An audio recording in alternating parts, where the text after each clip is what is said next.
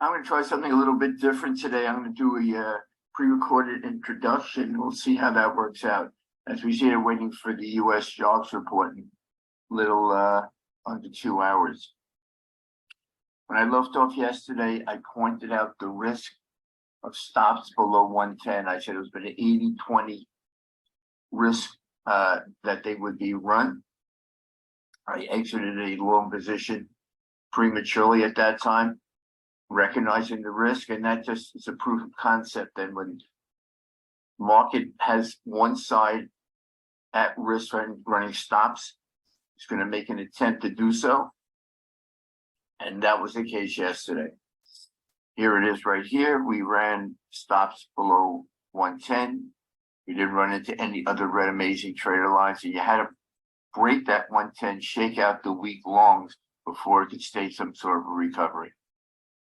Now, for a Friday, as you can see by this chart over here, we are in a wait and see mode. It's right now, it's risk on. Stocks are up a little bit, bond yields are up a little bit, dollar yen is up a little bit, and the dollar otherwise consolidating across the board. Now, a word about Fridays. I found, and this is just anecdotal, that Fridays often turn into one-way markets once we get past, say 11 o'clock or so. Just on the And so there was way up the weekend, and then you start trading on a Friday, or you're left or whatever real close for whatever positions have to be covered. So just keep that in mind this week. I'm not sure what'll happen. We've had a lot of action this week. It really depends on what the jobs number is, but just be aware if you're looking to trade, often there's some really good opportunities on a Friday. Markets go one way. You see ladders building in one direction or the other. Looking ahead to next week, two key events. We have US CPI, I believe it's on Wednesday, and we have the Bank of England meeting on Thursday. So those are two key events next week. Right now, waiting for the US jobs report.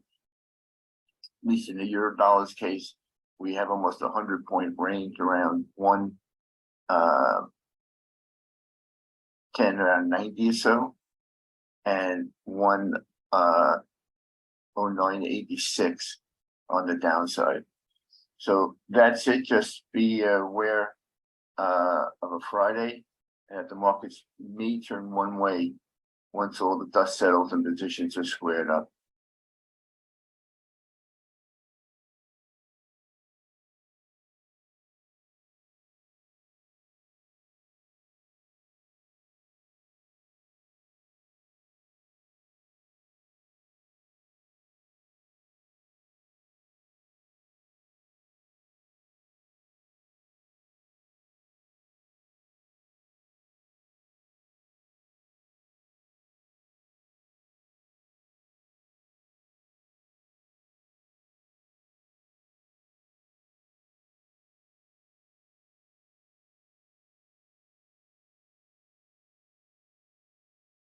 Okay, so what happened? We had a very strong U.S. jobs report. Unemployment rate dropped. Average hourly earnings, which is probably the key component, rose above expectations. Non-farm payrolls, as I mentioned yesterday, there was I saw Goldman's forecast came in pretty close in the 250K range, although the prior 2 months were revised down by 149K. And this is where we stand right now. You know, and I'm just going to quickly go to the euro dollar, but that's not my focus today, right now anyway. We have we just confirmed a directional indicator as we opened here. But if you look at the 5-minute chart, we're really trapped in a range. So it's not something I'm going to jump at. I may look later if it comes back down a little bit. But we are down on the day, and we had a little bit of a rising ladder over here, but you can see we're basically trapped in a range right now. So there's no real big incentive. My favorite currency, and one, unfortunately, didn't get the opportunity to trade, was dollar Canada. Oil prices are up today. They had a very strong employment report for the second month in a row. Bank of Canada has been on a pause, but some feel they may have to reconsider after, another strong jobs report. And you can see what happened here. We had the initial spike, came back down. So looking at a 15-minute chart,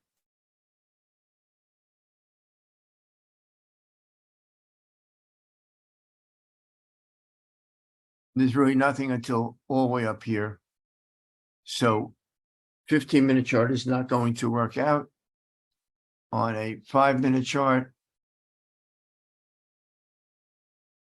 really, I guess this is your first line here. But I feel more comfortable if I could get somewhere in here selling against this line over here. And that's dollar Canada. So I'm gonna be very patient on that.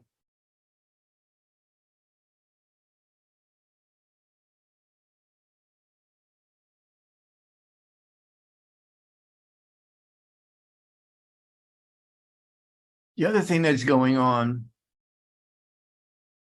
is in euro sterling. Look at euro sterling. Since yesterday, when the ECB decision was made, there's been an order to sell euro sterling. It's come all the way down here. The low for the month is around 87.18. So all you can hope for is maybe a little pop in here that you could sell. But for the moment, you can't chase it. But that's one reason why sterling has had a better bid and the euro is struggling still below 110. I just got an alert. Hold on.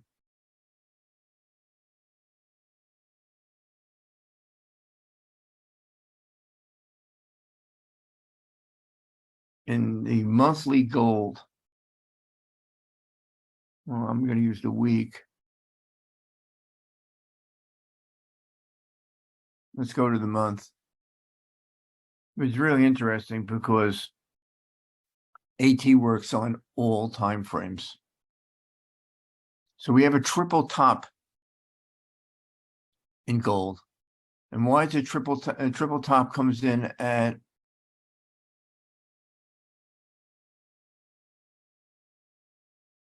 let me take a closer look.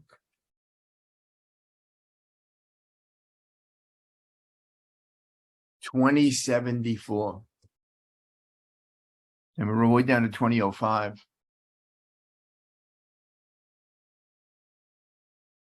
2000, that is. Why is triple top important?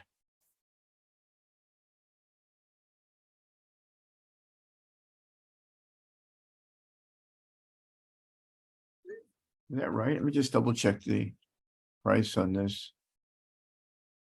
Yeah, 20.74, we come all the way down. Why triple tops important is double tops sometimes work. Triple tops, the theory is the more times a level is tested, the more times a level is tested, the weaker it becomes. But if it holds a third time, it really tells you that there are no stops there and there are sellers, and that seems to what happened in gold. So let's look at gold on some other short, and I usually don't trade gold. That's Michael's. Look at this chart. It's reacting to some firming of interest rates today. I don't know how you even consider buying here, even though 2000 may be a level psychologically. So that's just gold right now.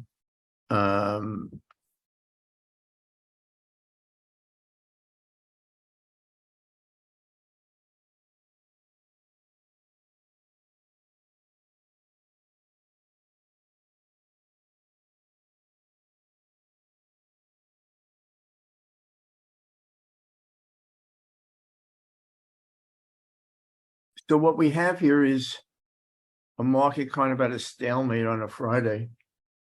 I'm going to go back to the euro right now. We do have a directional indicator right over here. It comes in at 70, I believe it's 109.78. So if we're going to take out, we want to play that. We could have got in a little bit cheaper. Probably have to put your stop below the first line, but the second line is too far away. This line here is, even that is 110.17. That's a pretty lofty target. So I'm just going to watch this for a little while, but that is a setup here. We do have a directional indicator. Well, we are holding this level here at 109.95. If you go to on the theory where the stops, there would be stops below the low of the day, but and the higher day is probably way out of court. But the key level is around 109.40, which was the line low on Tuesday when I went long euro off that bounce. So right now we have it set up here. Let's go look what else we have. Dollar Canada is not giving me any sort of a bounce to trade, but I have that on my radar. Dollar yen made a move above 135, but it didn't hold. And we're coming right down into support in dollar yen right here. But the key level is not to over here.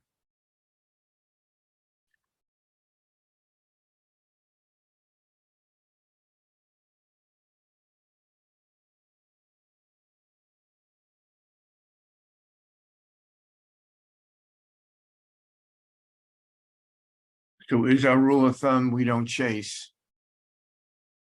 And you can see we're still in that congestion. We are testing the top of this range right now. And we go through here, we're going to go to 110.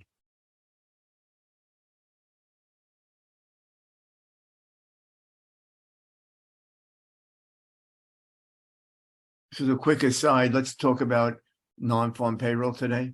This there was a big revision. There's one more report before the June 14th Fed meeting, so this is not conclusive by any stretch of the imagination. Look at this, we do have red lines dominating on a 5-minute chart.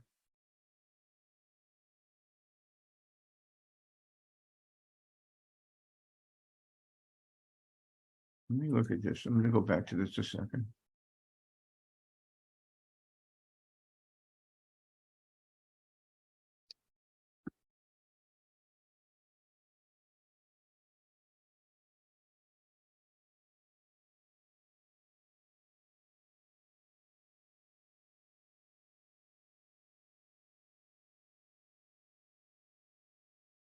Equities have ignored firmer rates and they're reacting to signs of a better economy, I guess.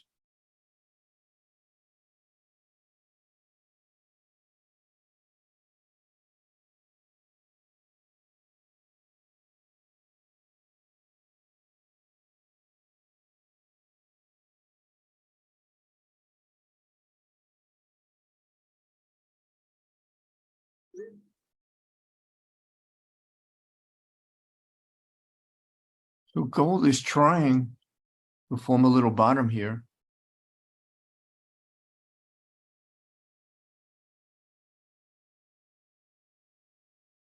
Found support below 2000. I said, I don't trade gold. This is a US trader in my live account. I can only trade it in the futures, which I don't trade.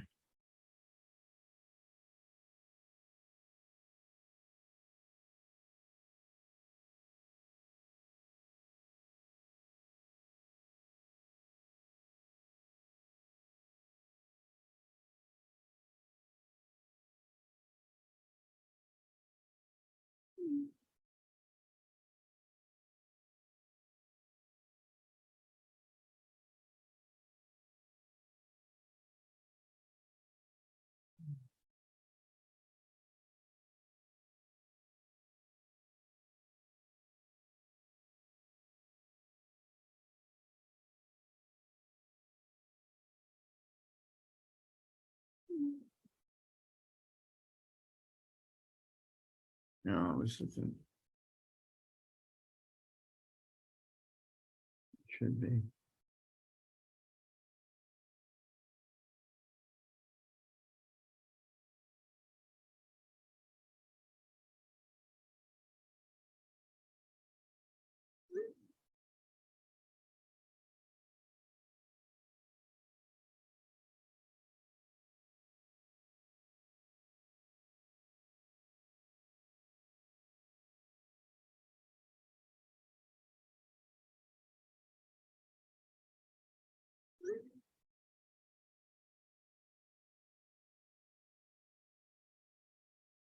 Okay, with red lines down, my euro is going up. 15-minute directional indicator did work.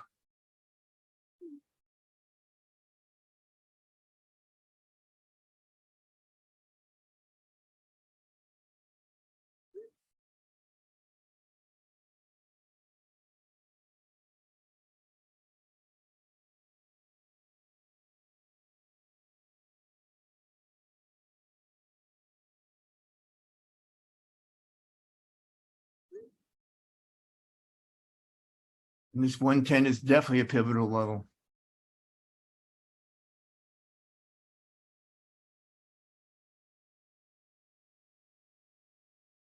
Another one with red lines dominating is sterling. So as I said on a Friday, we tend to have one-way markets often. And it looks to me like, and I'll keep looking the rest of the day, dollar CAN has a limited upside, sterling has a limited downside. The Aussie has a limited downside. Forgetting dollar yen and the euro dollar is trying to creep higher, but really has no oomph to it. And I would say euro sterling has a limited upside. So those are the pairs that if we get any kind of retracement, be looking to trade.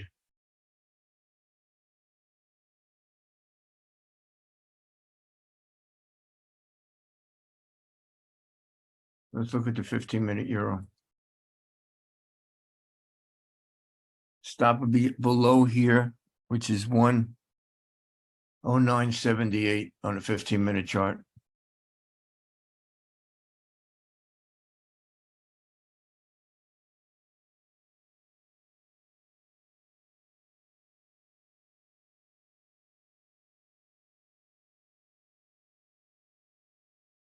So if you look at my theory on Fridays, it looks like the dollar has a limited upside, and it's going to go out of the week on a relatively softer note.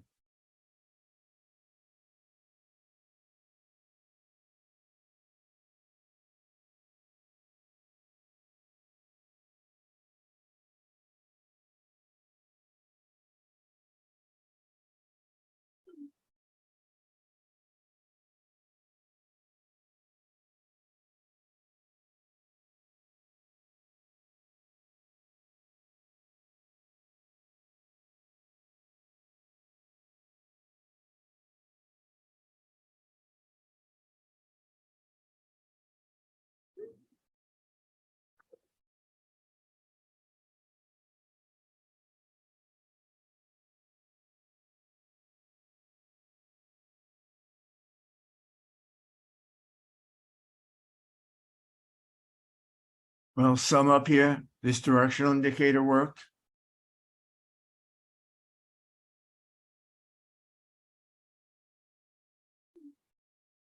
This directional indicator worked in euro sterling. I mean, sterling dollar. Dollar yen has a directional indicator on the upside, on the pointing to the downside.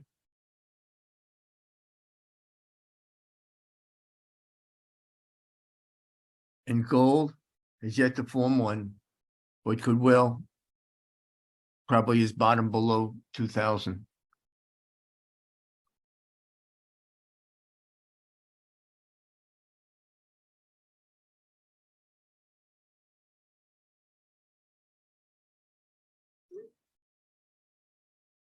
Okay, so as I leave you, and I am just getting really started for trading for the day, because I've been preoccupied with other matters.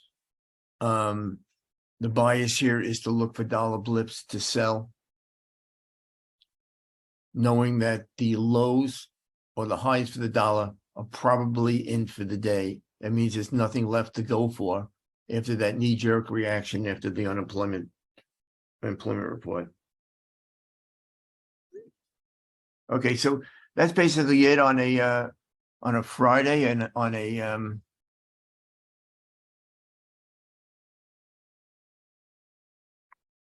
employment report Friday. As I said, next week, actually probably 3 key events.